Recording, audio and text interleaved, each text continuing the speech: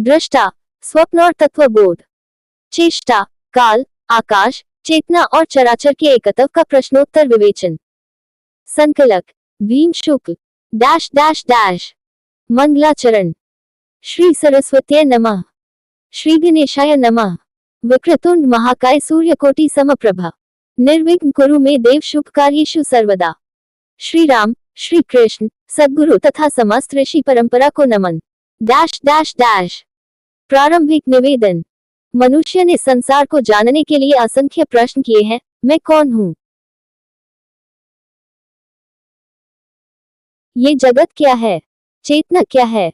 काल क्या है? जो दिखाई देता है, क्या वही संपूर्ण सत्य है?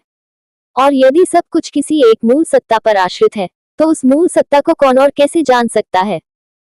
इन प्रश्नों के उत्तर में भारतीय ज्ञान परंपरा ने अनेक मार्ग प्रस्तुत किए हैं। वेद ने रीत और ब्रह्म की ओर संकेत किया, उपनिषदों ने आत्मविद्या को केंद्र बनाया, गीता ने क्षेत्र क्षेत्रज्ञ, अक्षर अक्षर और पुरुषोत्तम का विवेचन किया, योग ने दृष्टा और दृश्य के विवेक को साधना का आधार बनाया, और रामचरितमानस ने भक्ति, शरणागति तथा नाम के माध्यम से उसी परम तत्व की ओर मनुष्य को उन्मुख किया। शब्द भिन्न है, पद्धतियां भिन्न है, साधना के मार्ग भिन्न दिखाई देते हैं, किंतु प्रश्न अंततः एक ही है। जिसके आधार पर सब कुछ जाना जाता है, उसे किस प्रकार जाना जाए, यही इस विषय का केंद्र है। यहाँ चेष्टा को प्रकृति के मूल गतिशील तत्व के रूप में, काल को जीव के परिप्रेक्ष्य में क्रम और प्रवाह के बोध के रूप में, आकाश को चेतना की व्यापक अभिव्यक्ति के रूप में तथा चराचर को उसी मूल सत्ता की अभिव्यक्ति के रूप में विचार किया जाएगा। किंतु इन शब्दों को अंतिम सत्य मानना इस विवेचन का उद्देश्य नहीं है। शब्द संकेत हैं, तत्व संकेत का लक्ष्य है।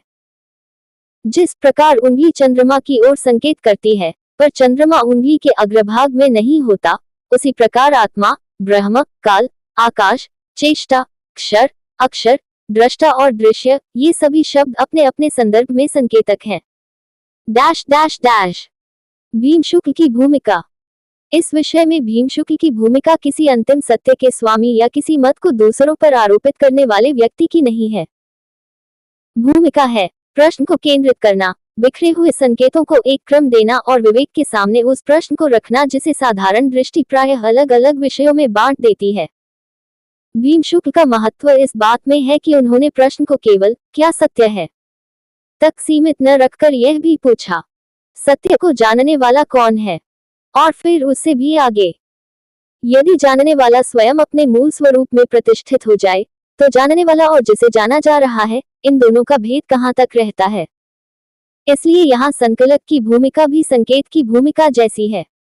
उद्देश्य पाठक को किसी निष्कर्ष में बांधना नहीं, बल्कि उसे उस बिंदु तक ले जाना है जहां वह स्वयं अपने विवेक से प्रश्न को देख सके। Dash dash dash.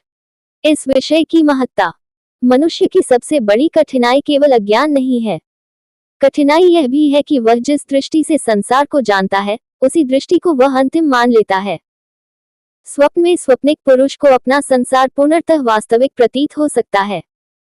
जागने पर वही संसार दूसरी अवस्था का दृश्य सिद्ध होता है। तब प्रश्न उठता है, क्या हमारी वर्तमान दृष्टि भी किसी व्यापक सत्य के भीतर स्थित नहीं हो सकती? ये प्रश्न संसार का निषेध करता है, न अनुभव का। ये केवल अनुभव के आधार की खोज करता है। इसी खोज में विवेक, श्रद्धा और स्वीकारोक्ति का महत्व आता है। Dash dash dash. अन्य ग्रंथ परंपराओं से संबंध। यह विवेचन भारतीय दर्शन की पूर्व परंपराओं से संवाद करता है, उनसे प्रतिस्पर्धा नहीं। उपनिषद आत्मा को जानने के प्रश्न को केंद्र में रखते हैं। भगवत गीता अक्षर अक्षर और पुरुषोत्तम के माध्यम से व्यक्त और अव्यक्त के संबंध का विवेचन करती है। योग दर्शन दृष्टा और दृश्य के विवेक को मुक्ति की दिशा में महत्व देता है। सांख्य प्रकृति के गुणों और उसके विकासक्रम को विश्लेषित करता है। रामचरितमानस ज्ञान, भक्ति, नाम और शरणागति को जीवन के आध्यात्मिक मार्ग से जोड़ता है। यहाँ इन सभी परंपराओं का एक कृत्रिम मिश्रण नहीं किया जा रहा, बल्कि प्रश्न ये है कि क्या इन विविध मार्गों के संकेतों को एक ऐसे केंद्र से देखा जा सकता है जहां उनका परस्पर संबंध अधिक स्पष्ट हो। यही इस विषय की अपनी दिशा है। Dash dash dash. अध्याय 1। प्रश्न का उदय। मैं किसको जान रहा हूँ? प्रश्न। जो कुछ मैं जानता हूँ, वह दृश्य है। लेकिन उस दृश्य को जानने वाला कौन है? उत्तर, दृश्य बदलता है, शरीर बदलता है, विचार बदलते हैं, भाव बदलते हैं, स्मृतियां बदलती हैं, किंतु परिवर्तन को जानने की क्षमता बनी रहती है। इसलिए पहला प्रश्न दृश्य के बारे में नहीं, दृष्टा के बारे में होना चाहिए। प्रश्न, क्या दृष्टा भी दृश्य बन सकता है? उत्तर, जब दृष्टा को किसी वस्तु की तरह देखा गया, तब वह देखने वाला नहीं, देखे जाने वाला बन गया। अतः विवेक को पूछना होगा, जिसके द्वारा सब कुछ जाना जाता है, उसे उसी प्रकार की वस्तु बनाकर कैसे जाना जाएगा? यही से तत्व विचार आरंभ होता है। Dash dash dash. अध्याय 2, स्वप्न दृष्टा और स्वप्निक पुरुष। प्रश्न, क्या स्वप्न में दिखाई देने वाला पुरुष स्वप्न दृष्टा को जानता है? उत्तर, स्वप्निक पुरुष का पूरा अनुभव स्वप्न की सीमाओं में है। वह स्वप्न के भीतर अनेक वस्तुओं को जान सकता है, पर स्वप्न दृष्टा उसके लिए उसी स्तर का कोई पात्र नहीं है। प्रश्न, क्या स्वप्निक पुरुष स्वप्न दृष्टा को सिद्ध कर सकता है? उत्तर, वह अपने सीमित स्वप्निक साधनों से स्वप्न दृष्टा को पूर्णतः सिद्ध नहीं कर सकता, क्योंकि स्वप्न दृष्टा उस स्वप्न का आधार है, जबकि स्वप्निक पुरुष उस स्वप्न पर आश्रित है। प्रश्न, और यदि स्वप्न दृष्टा ही न हो? उत्तर, तब स्वप्न कहाँ रहेगा और स्वप्निक पुरुष कहाँ रहेगा? अर्थात स्वप्निक पुरुष की सत्ता स्वप्न दृष्टा पर आश्रित है। Dash dash dash. अध्याय 3, सिद्ध कौन करेगा और किसको करेगा? प्रश्न, मान ले कि स्वप्निक पुरुष स्वप्न दृष्टा को सिद्ध करने निकल पड़े, तब क्या होगा? उत्तर, यही प्रश्न अपनी सीमा पर पहुंच जाता है। यदि वह वास्तव में स्वप्न दृष्टा को उस रूप में जान ले, तो उसकी अपनी पृथक स्वप्निक पुरुष की पहचान ही समाप्त हो जाएगी। फिर प्रश्न उठेगा, सिद्ध कौन करेगा? यदि सिद्ध करने वाला नहीं रहा, तो किसको सिद्ध करेगा? और यदि ज्ञाता और ज्ञेय का भेद ही समाप्त हो गया, तो सिद्धि किसके लिए होगी? यही से संकेत मिलता है कि परम तत्व को किसी बाहरी वस्तु की तरह सिद्ध करने का प्रयास अपने ही आधार को भूल जाना है। Dash dash dash. अध्याय 4, भिन्नता है भी और नहीं भी। प्रश्न, क्या स्वप्न और स्वप्न दृष्टा एक ही है? उत्तर, व्यवहार की दृष्टि से नहीं। स्वप्न दिखाई देता है और स्वप्न दृष्टा उसका आधार है, परंतु स्वप्न दृष्टा के बिना स्वप्न की स्वतंत्र सत्ता नहीं।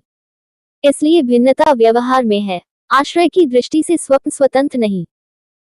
यही बात चराचर और मूल सत्ता के विवेचन में संकेत देती है। चराचर अपने अपने रूप में विविध है, पर उसका अस्तित्व किसी मूल आधार से पृथक स्वतंत्र नहीं माना जा सकता। Dash dash dash. अध्याय 5, विश्वास क्यों आवश्यक है? प्रश्न, जब सत्य को तर्क से पूरी तरह सिद्ध नहीं किया जा सकता, तब विश्वास क्यों? उत्तर, यहाँ विश्वास का अर्थ अंधविश्वास नहीं है। विवेक प्रश्न करता है, तर्क परीक्षण करता है, श्रद्धा भीतर को खुला रखती है, स्वीकारोक्ति साधना की दिशा बनाती है। यदि मन पहले ही यह मान ले कि जो मेरी वर्तमान बुद्धि में नहीं आता वह असत्य ही होगा, तो खोज वही समाप्त हो जाती है। प्रश्न, तो क्या श्रद्धा तर्क का विरोध है? उत्तर, नहीं। श्रद्धा तर्क को बंद नहीं करती, वह तर्क को अपनी सीमा पहचानने देती है। Dash dash dash. अध्याय 6, स्वीकारोक्ति, ज्ञान का आंतरिक द्वार। प्रश्न, स्वीकारोक्ति क्या है? उत्तर, स्वीकारोक्ति का अर्थ किसी कथन को बिना विचार मान लेना नहीं है। ये है विवेकपूर्वक उस सत्य की संभावना को अपने भीतर स्थान देना जिसकी खोज की जा रही है।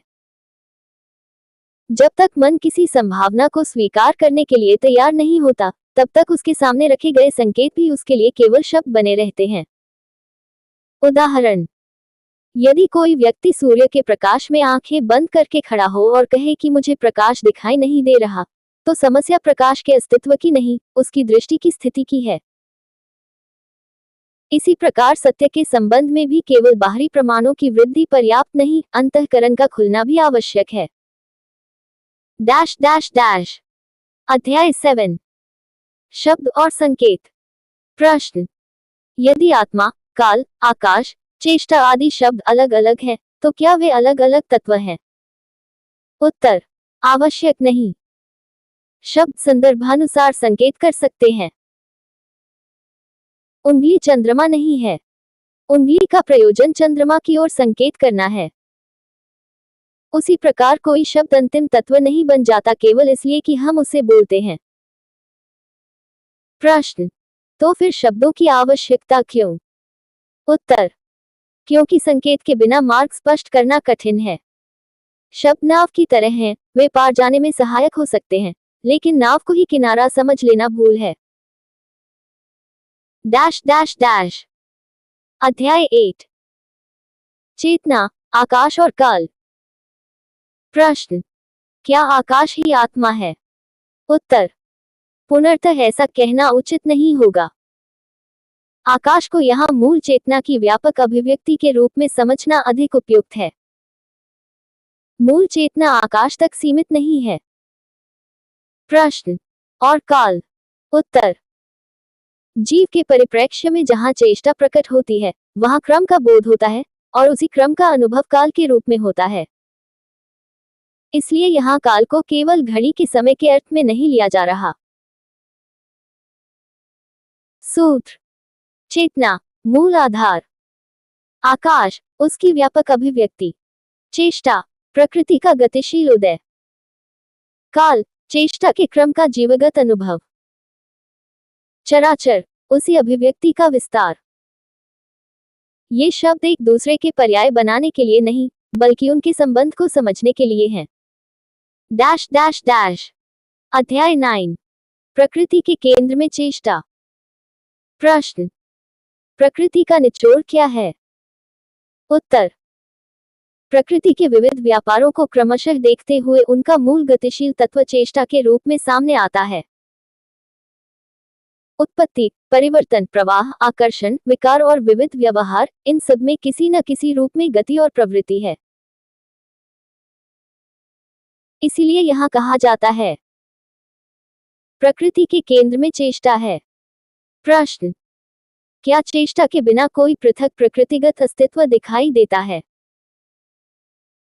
उत्तर, जिस रूप में प्रकृति अनुभव होती है, वहां चेष्टा के बिना उसका व्यक्त व्यापार नहीं दिखाई देता।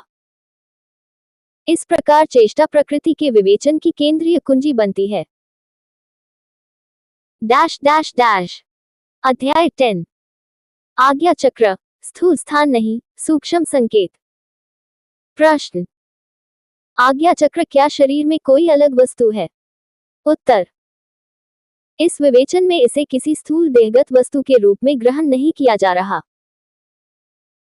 अंतःकरण में जब चेष्टा का उदय, संकल्प, बोध और दिशा का सूक्ष्म अनुभव सामने आता है, तब आज्ञा चक्र उस अनुभव को समझाने वाला एक पारंपरिक संकेत बनता है। प्रश्न, तो स्थान का अर्थ क्या है? उत्तर, यहाँ स्थान का अर्थ केवल भौतिक स्थान नहीं। जहाँ कोई अनुभव उदित होता है, उसके सूक्ष्म आश्रय को भी स्थान कहा जा सकता है। इसलिए आज्ञा चक्र को समझने के लिए स्थूल देह से अधिक अंतःकरण के संदर्भ को देखना आवश्यक है। Dash dash dash. अध्याय 11। चराचर उसी का आत्मरूप। प्रश्न, यदि मूल सत्ता स्वतंत्र है, तो चराचर क्या है? उत्तर, चर और अचर उसी मूल सत्ता की अभिव्यक्ति हैं। आत्मरूप का अर्थ यहाँ ये नहीं कि मूल सत्ता किसी एक दृश्य रूप में बंद हो गई,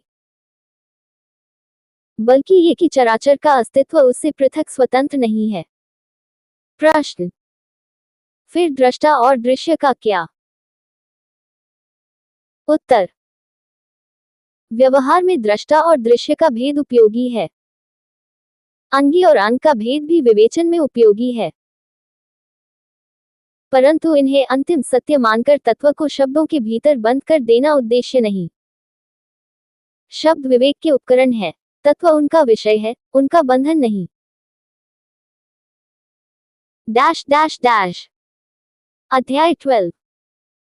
अंतिम दिशा, सिद्धि से स्वरूप बोध तक। प्रश्न, क्या परम तत्व को सिद्ध किया जा सकता है? उत्तर, यदि उसे किसी बाहरी वस्तु की तरह सिद्ध करना हो, तो नहीं।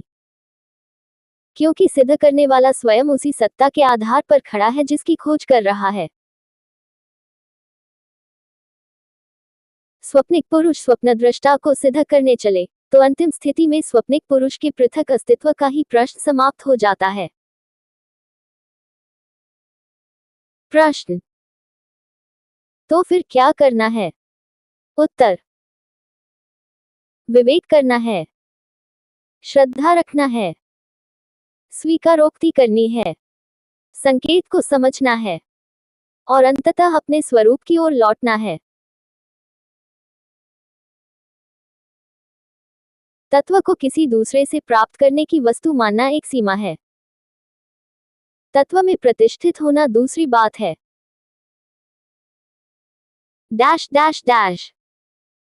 उपसंहार: समस्त विवेचन को यदि एक बिंदु में समेटना हो तो कहा जा सकता है, मूल सत्ता चेतन है, उसकी व्यापक अभिव्यक्ति आकाश है। प्रकृति के व्यक्त व्यापार का केंद्रीय गतिशील तत्व चेष्टा है। चेष्टा के क्रम का जीवगत बोध काल है और चराचर उसी मूल सत्ता की विविध अभिव्यक्ति है। परंतु इनमें से कोई भी शब्द उस परम तत्व को पूर्णतः बांध नहीं सकता। इसलिए शब्द को संकेत समझो, संकेत को दिशा समझो और दिशा को अपने विवेक से परखो। स्वप्निक पुरुष अपने स्वप्नद्रष्टा को बाहर खोजता रहे तो खोज चलती रहेगी। लेकिन जिस क्षण उसे यह बोध होने लगे कि उसकी अपनी सत्ता भी उसी के आश्रय में है, उसी क्षण प्रश्न की दिशा बदल जाती है। तब प्रश्न यह नहीं रह जाता, वह कहाँ है? प्रश्न हो जाता है, जिसके कारण मैं ये प्रश्न पूछ पा रहा हूं, वह क्या है? यहीं से आत्मविवेक का वास्तविक आरंभ होता है। और शायद इसी कारण श्रद्धा और विवेक दोनों आवश्यक हैं। श्रद्धा कहती है, संभावना को बंद मत करो। विवेक कहता है, अंधे होकर स्वीकार मत करो। अनुभव कहता है, जिसे खोज रहे थे उससे कभी पृथक थे ही कहां। यही संकेत समाप्त नहीं होता, संकेत अपना कार्य पूरा करता है। हरि ओम। श्री राम। श्री कृष्णार्पणमस्तु। राम नाम सत्य।